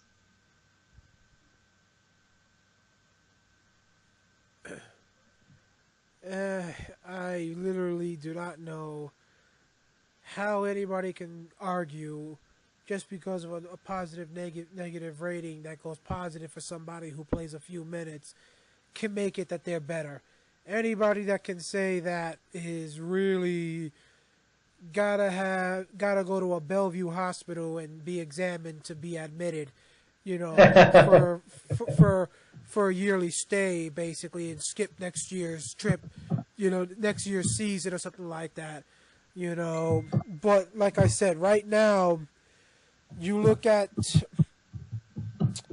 the stats like you mentioned, Igor. Yes, advanced statistics. It's a situation when you look at these other players. Again, we mentioned Embiid with 31. In this case, he was -4.5, -4.5 net rating. And again, ladies and gentlemen, if you don't know what the net rating is for, that just lets you know pretty much how much your team got outscored by during the time you was on the floor, or how much you outscored the other team by while you was on the floor. So in this case, we outscored them while Embiid was on the floor. That just tells you something. But still, you look at the rest of these guys, Igor. Like I said, everybody that is gonna say something with the rest of these guys, they're gonna take those advanced statistics. They're gonna say, throw them out again. It's doesn't mean anything. They were rusty. It's gonna be said like that for today. It's gonna be said like that tomorrow. It's gonna be said all the way up to game 2. But come on, look at the other stats that came with it, and we say, what difference is it gonna make? You got to think about what happens if these other guys were to do something else. Like I said, you look at you mentioned the defense. We all know someone like Redick, for example. Redick and Saric are both of those guys are a little bit bulkier. They're not really good defenders. Jaylen Brown comes back, Igor. think about the matchups right now. You currently have Baines and Embiid, Baines on Embiid on the defensive end. And then, of course, you have, Embiid basically trying to defend Horford on the defensive end. And then, of course, Baines is, being defended by Saric on the offensive end. Of course, there's always the possibility they switch it up, but because of the fact that Baines now is going outside, there's always the fact that you get to the line. But Embiid on Baines, let's just go match up, by position. Embiid on Baines. You have, in this case, Covington or Saric on Horford right now. You have the position of Simmons with Rozier. That leaves Covington and Redick with Tatum and Brown. And if you're Brad Stevens, you're telling me we already know it's been established with Game 1 that Redick cannot stop Jayson Tatum. Or Terry Rozier, or anybody else. Yeah, or our victory. Exactly. And Marco Bellinelli too. Yeah, so it's already been established that he cannot stop Jayson Tatum.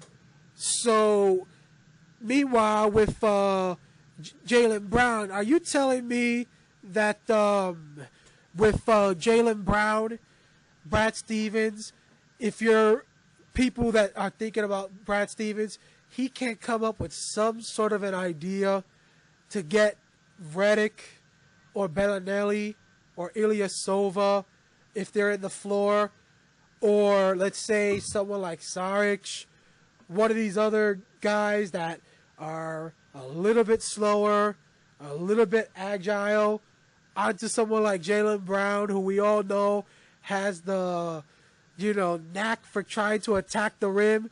That's another thing that was mentioned, that with Jaylen Brown attacking, there is a possibility.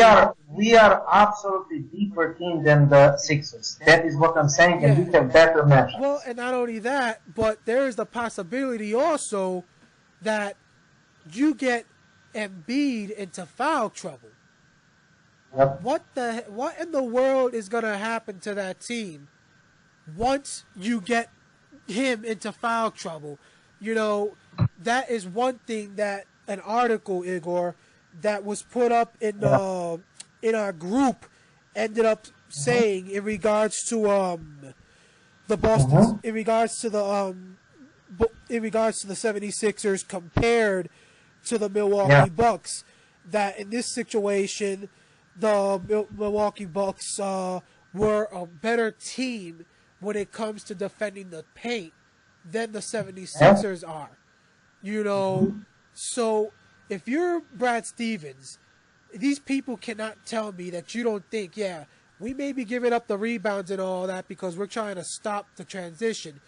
But with Jaylen Brown returning for Game 2, if he does, you don't think that with guys like Redick and all them in there, that Jaylen Brown, because he's going to have Covington, if Jaylen Brown doesn't attack Covington one-on-one, that maybe you could use the pick and roll with Baines or maybe with Horford, someone else, to get Brown to start attacking the rim, and maybe you could start drawing fouls on Embiid.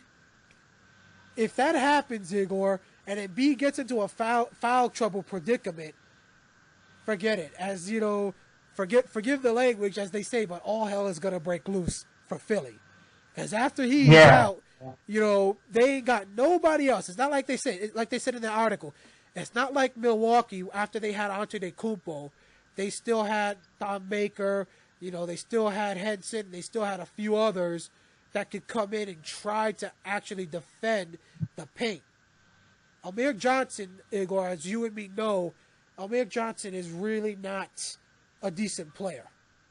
He's not a defender. Yeah, he can make a three every once in a blue moon, But, he's just a waste of money. That's pretty much it. His glory days are way behind him. The boy should just sign his retirement papers now and ride off into the sunset. It's as simple as that. Yeah. So Embiid is the only guy you have that can really defend that paint. Because Saric, even though he's a power forward, that's where he's listed as playing, he's more of a small forward. So if the officials start calling fouls on Embiid because we're attacking the paint because Brown and Tatum now are taking advantage of the matchups because they're the more agile players and they got the speed advantage, which is what's going to happen, and Embiid gets into foul trouble, forget it, Igor. It's going to be free throw heaven for the Boston Celtics. Or layup heaven for the Boston Celtics, however you want to call it. So, the matchups are working perfectly once Brown comes back. And Brad Stevens, he's going to realize that. So, like you said, the stats work perfectly. The stats you just gave us. People are going to ignore the negative situation. Just saying, again, that it's, that they were rusty and all of that. And, that and it doesn't mean anything. But people, you got to start looking at the mismatches that are coming up. If that doesn't matter to you, and you're realizing Boston didn't even have, arguably, its best player right now, because you can make an argument that maybe Horford has been the best player in the playoffs, or Rozier has been, but to be honest, Jaylen Brown has had the best offensive scoring outputs in the playoffs for Boston. Nobody else on the Boston roster has gone over 30, except for Jaylen Brown. Yes. So if he comes back, we all know once he gets hot, that boy is nailing threes, he's getting dunks, he's getting layups. So if he comes back, now you have someone that's just like Jayson Tatum, that's capable of attacking the rim. What are you going to do, Philly? You couldn't stop Tatum yesterday. How are you going to stop someone that's just like him? That's two. Now you have two players for Boston, just like Philly has two. And then you still got Rozier and Horford that you got to stop. It's going to be just as much of a difficult process for them to stop four of us as it's going to be for us to stop four of them. Because really, all five guys in that starting lineup really having a really great offensive night is not likely. It is not likely. Yes, I want to run some numbers to finish with the numbers. Jayson Tatum has plus 23 net rating. Al Horford has plus 27. Terry Rozier has plus 25.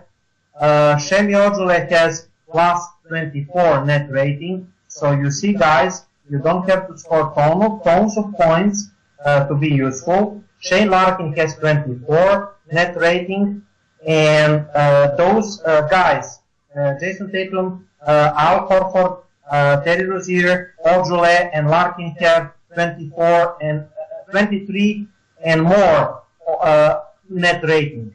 Boston as a team has offensive rating 119 and defensive 101.6, and net rating as a team plus 17.3. Philadelphia has, as a team, offensive rating 101.6, which is pathetic, and defensive rating 119, which is more pathetic, and net rating minus 17. I'm going to stop with the numbers there. You figure it out yourself.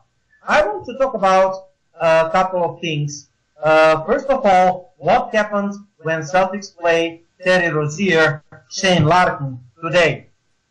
The Boston Celtics have undersized, speedy guards in Terry Rozier and Shane Larkin.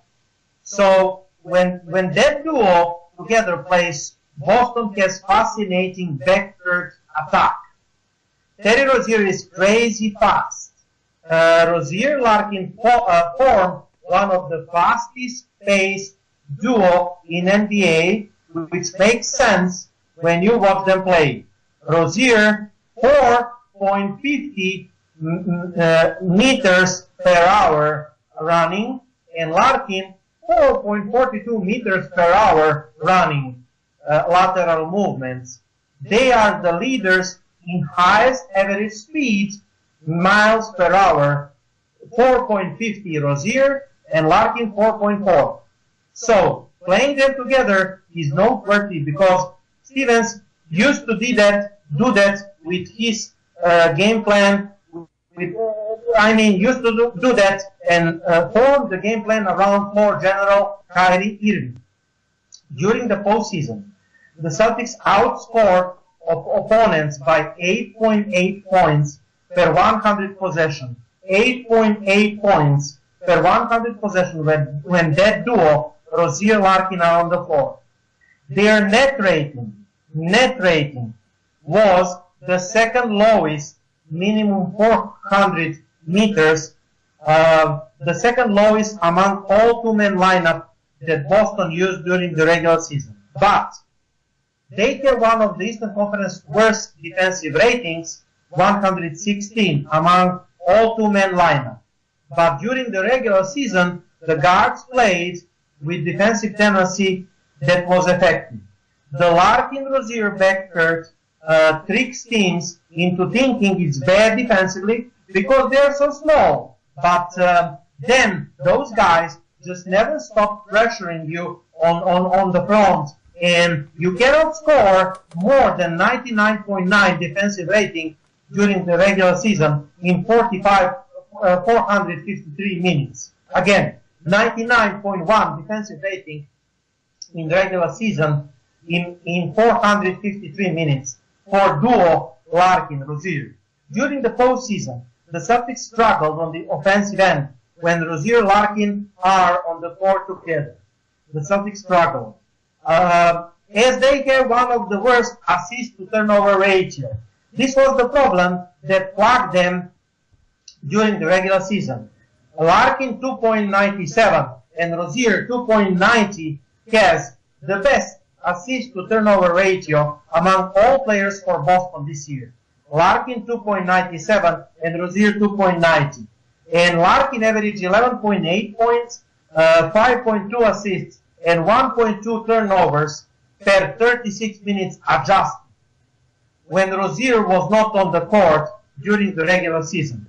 But when Larkin appeared with Rozier, the guard, his average 10.7, 4 assists, and 1.6 turnovers per 36 minutes. When Rozier was not on the court, Larkin assist-to-turnover ratio 4.3 was impressive.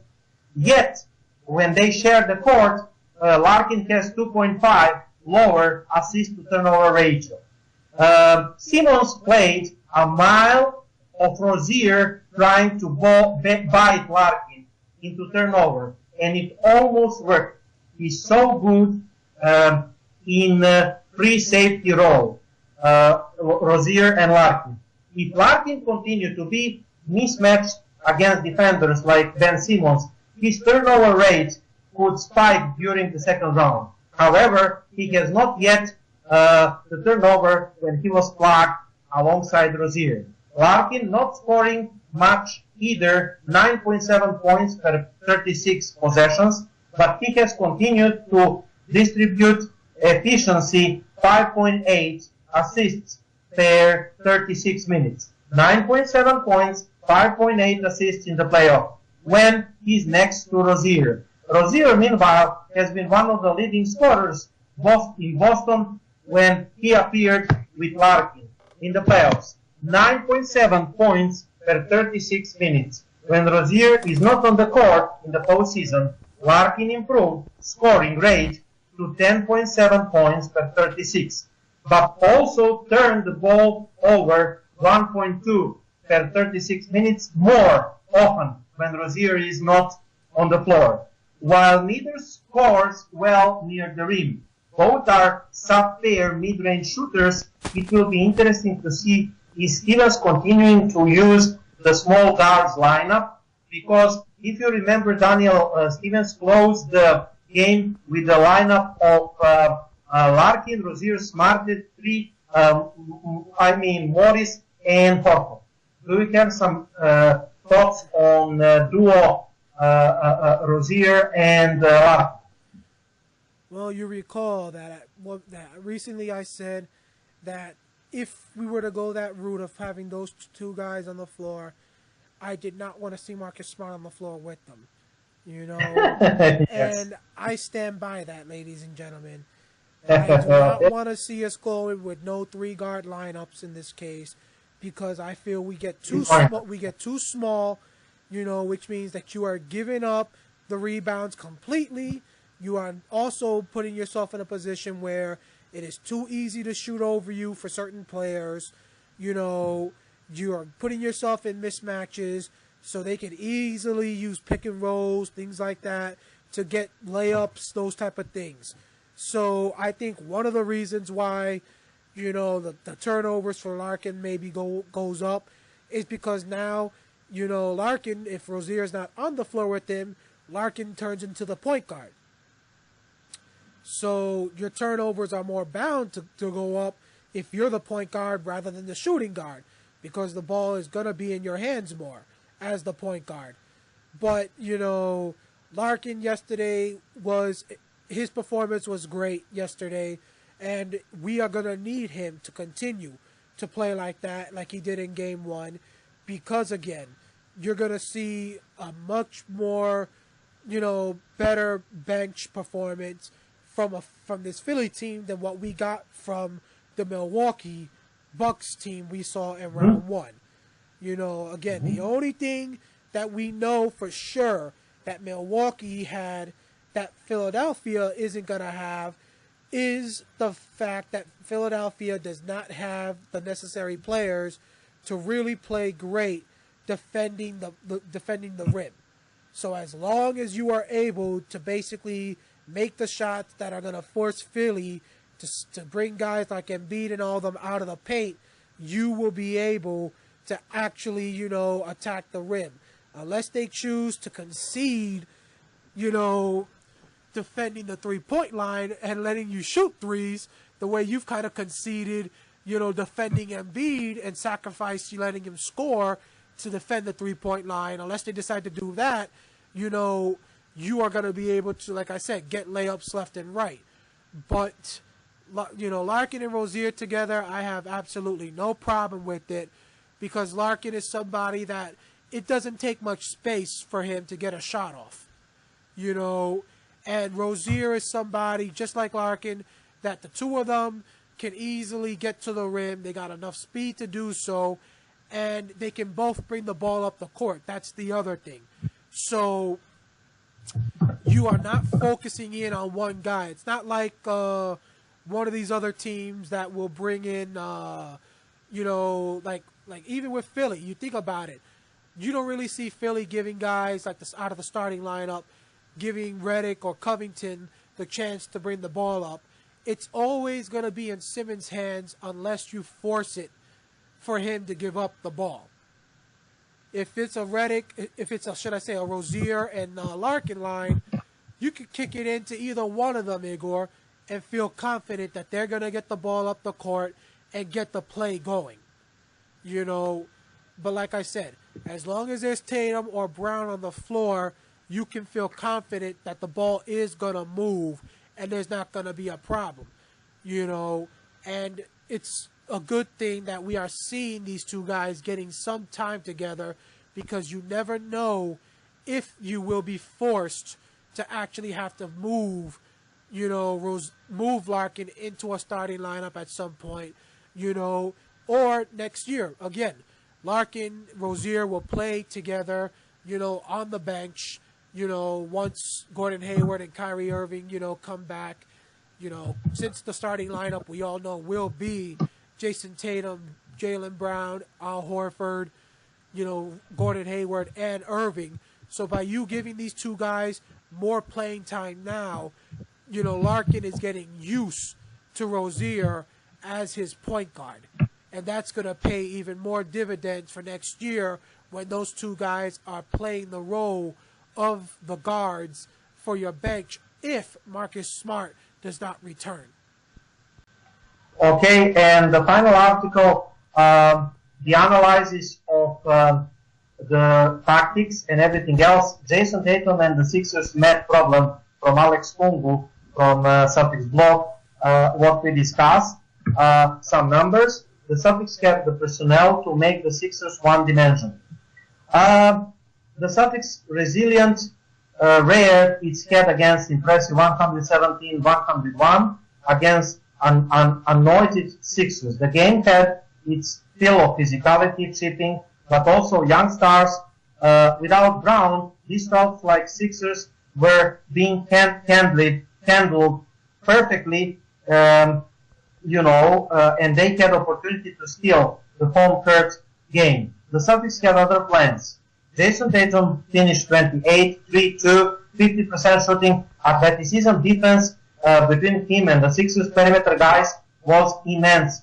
And he responded correctly by bull rushing the rim and earning himself 12 free throws. He was attacking the rim. Tatum spent 53% of his possessions defended by J.J. Redick or Marco Bellinelli. And he was able to return with 16 of 28 points when he was guarded by Redick and Bellinelli. Brown will come to game number 2. The Sixers are going to have make decisions to come. Guys like Bellinelli, Redick, and Ilyasova are staples of the Sixers' identity. However, Boston has the team to bully and exploit their defensive shortcomings. It will be interesting to see what Philadelphia will do. The math problem. Boston has decided to make calculated risk. They will allow Simmons and Embiid to defend one-on-one. In return, they will not give up the threes. The results, the Sixers shot 5 of 26 for threes. If you're a Sixers fan, you're going to point that you were 5 of 24 on open or wide open shoots, and it's probably not going to be that trend. If you're the Celtics fan, that is going to make you happy. The Sixers shot nearly 5 less threes than they average did in the playoffs, and about 3 less than average in the regular season.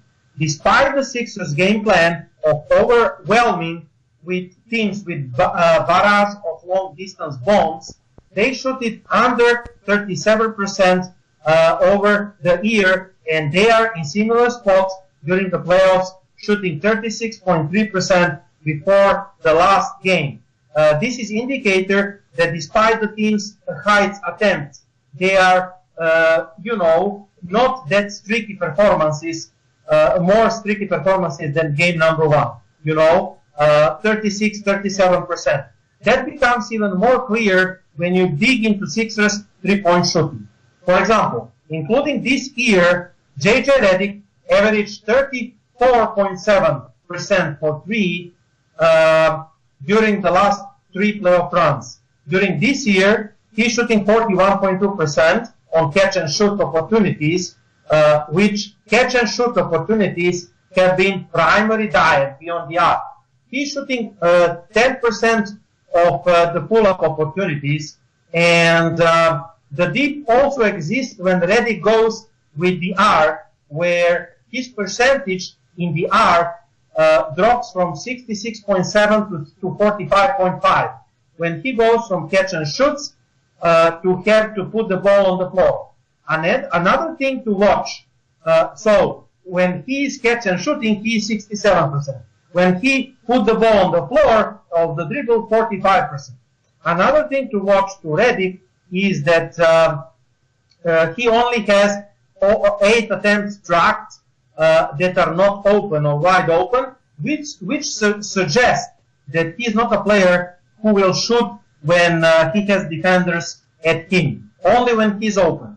Robert Covington has been streaky all year. He's shooting 32% of threes, 4.7% during, including 27% of wide open looks. Marco Bellinelli has similar shooter to Redick, who prefers shoot of the move on the catch and shoot looks. But you lower the quality of the looks, and he almost become unplayable when you weight his defense. During the postseason, he shoots 50% on open looks, but without open looks, 22.2, less than double percent lower. So Ilyasova, another shooter, has been mediocre, low attempt three-point shooter. In his postseason, averaged 3 attempts, shooting 31.6%. This game plan for the Celtics to go all out and not allow these guys to have clean looks makes sense. So Philadelphia shooters can be good, but they are all situational shooters that struggle when you take them on their when you take them out of their desired shooting profile. The Celtics were the best team in the league defending three-point line, allowing 33.7% shooting for three to their opponents in the playoffs. One thing that begins to happen when the teams defend the line so well is that it creates the omnipresence for the shooters to make them rush their shoots, even when the look is clean. That is exactly rushing the shoots what happened to the Sixers last night. That was the common theme for Philadelphia throughout the second half of this game, and the Celtics hope that this will carry on into the next game. So Danny, I explained why those guys, role players, aside from Embiid and Simmons, Šarić, Covington, Ilyasova, Bellinelli, why they should be bad in this game. What do you say? This was calculated mathematic risk by the Celtics.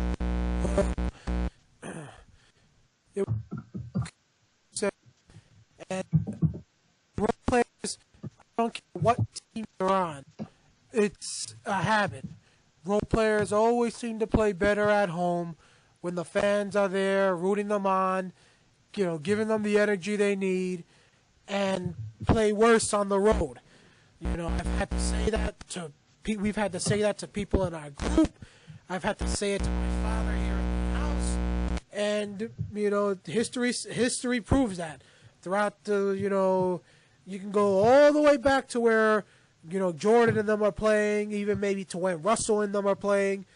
The players that are not superstars are the ones that you see playing a really good game, being the surprise that basically come up with a big performance at home and help the home team win, and then they lay an egg right in the center court, area, and don't give a great performance at all, and you wonder, why in the world are we paying you a single penny to play for us when they're on the road?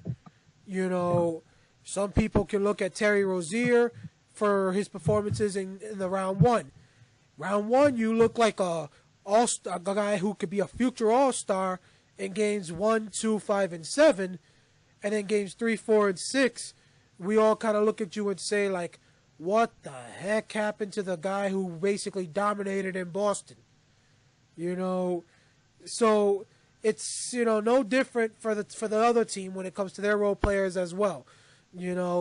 That right there, Igor, is what separates the guys that are gonna be superstars and the guys that will make a couple $1 million a year, but ultimately will not make it to being big name players and being the ones that will get the type of money that will be in the double figures, will not be the players that can somehow get some sort of a shoe deal, the players you see on the commercials.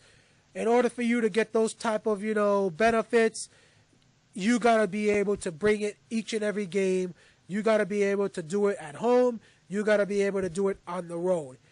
Why in the world do you think Al Horford, Kyrie Irving, and Gordon Hayward are the ones that everybody right now looks at and basically gets that type of treatment? Because they've done it their entire careers.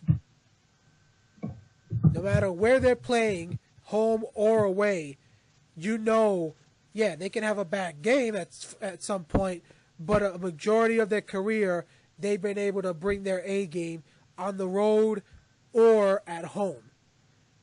Some of these other guys that are playing for us, and I'm not talking about guys like Tatum and Brown who are just starting their careers, ladies and gentlemen. I'm talking about the other guys who have at least a few years of experience in the league already. You look at them and you can wonder, if you aren't playing at home, what does your career basically say about you? The careers for them probably say the odds are not good that you're going to get a decent scoring output from this guy. The only one on this team that has something else that basically helps him to basically say that you might be worth anything is Marcus Smart. Again, because he's one of the elite defenders in this league. And so some people will say you may be worth the money you're looking for even if you don't score because of your defense and the fact that you can defend the top players in the league. Not too many players can say that they have that, talent in their as what on their resume. So, it's not a surprise, Igor. And I think that's where technically technically the series will be determined. I said earlier also it's Brad Stevens versus Simmons and Embiid. Will Brad Stevens be able to get the role players? Horford, Rozier, Tatum, Brown, those guys I think will be able to bring their A game at home, which is why technically, again, we don't need to win in Philly anymore. You just gotta do your job at home.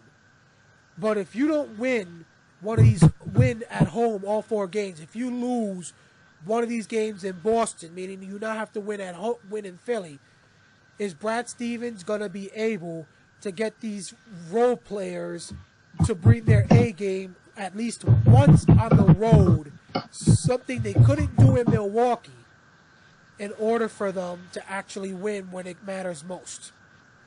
It's as simple as that. Okay, tell me what to expect from the game number 2. Brown potentially can return. Well, I expect a better performance from the Philly players, that's for sure. They're too good a team when it comes to shooting the 3 to shoot as bad as they did in game 2. But if Brown does return, I don't think that the shooting performance of them getting better is going to really be that much of a difference. I think Brad Stevens and the Celtics will continue to stick to the game plan they had in game 1, which is that they will stay with Baines and Horford and Morris guarding Embiid one-on-one and trying to make him basically make his shots with everybody else staying at home. So Marcus Smart, Brown, Tatum, Rozier, all those guys will stay guarding their guys and make it where those guys will be contesting their shots, and pretty much the only way you will get open is if it's a pick and roll and the Celtic players that are guarding the 3s that are used in the pick and roll matchups basically don't switch. It'll be just like that. Or if Embiid is used in the pick and roll himself and the big guys for the Celtics don't switch. That's the way I think it'll be used. So the Celtics, it's all gonna come down to, I think, Embiid. How does Embiid decide to basically go about his way of playing in the second game? Does Embiid try to basically dominate and make himself look good?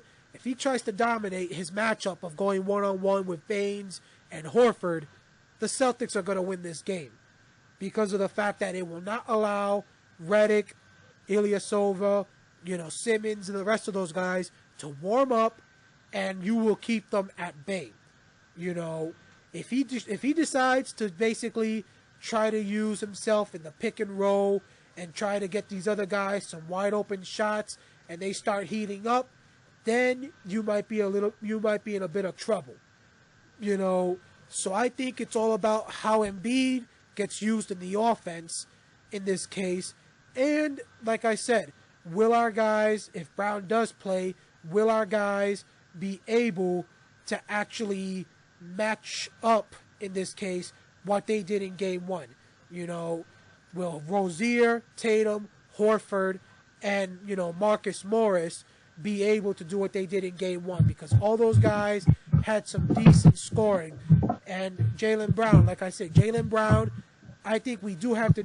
I think we gotta forget about the threes, Igor, because we went crazy in game one. We went crazy in game one. I feel you gotta forget about Horford. I think Horford's the only one that has to focus on the threes because it is imperative to actually getting Embiid out of the paint. So you gotta have Horford shooting from the outside along with Baines to get Embiid out. Everybody else, Igor, in my opinion, has gotta forget about the threes and attack the rim. To get Embiid to choose, like you said, pick your poison earlier. Choose. Do you go and defend the paint and you get Embiid into foul trouble because he chose to defend the rim, or you kick it out to Horford because Embiid came in and you let Horford make him pay? So you got to focus on attacking the rim in this case. Tatum, Rozier, everybody else attack, but Horford, you focus on making sure you're able to nail it from outside in game two. You make Embiid forget about being a rim protector and make him be a three-point shot protector. Even if you're not making the shots, you keep shooting from out there, in this case, until you start making it go down, because you are not going to help the Celtics win if you are not making the threes in game two like you did in game one. You made them in game one, and he got forced to come outside, and next thing you know, our guy started to attack, and it ended up basically making it where Philly started clogging the paint, and then you started nailing the threes because they went inside rather than coming closer to the three-point area. You got to do the exact same game plan in game two. I agree with you. I think that we will win. The Brown will return, and then the pressure will be on Philadelphia, and we will see how strong they are on their home court. I personally think that they can. The Celtics can still either games 3 or 4, but the first task is to win tomorrow. Thursday game 2 will be more closer game than game 1.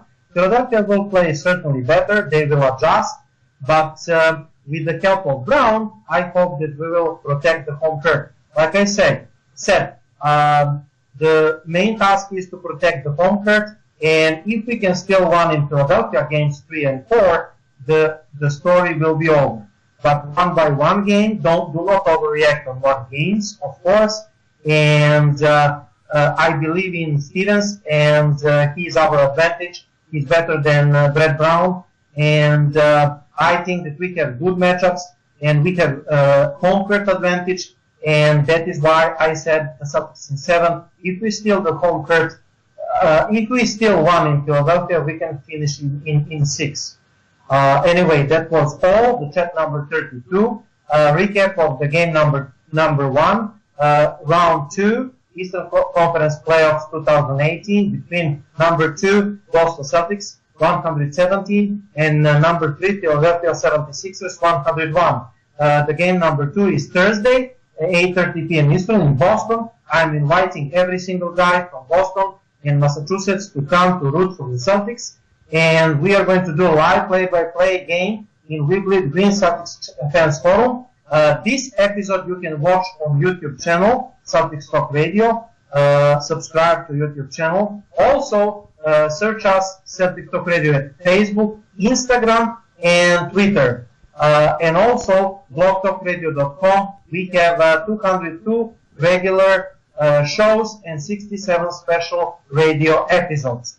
That is all from me. That was episode 32 of live post-game video chat. Boston Celtics are leading in the Eastern Conference Semifinals 1-0 after they defeated Philadelphia 76ers 117-100 in the full TD Garden yesterday, Monday 30th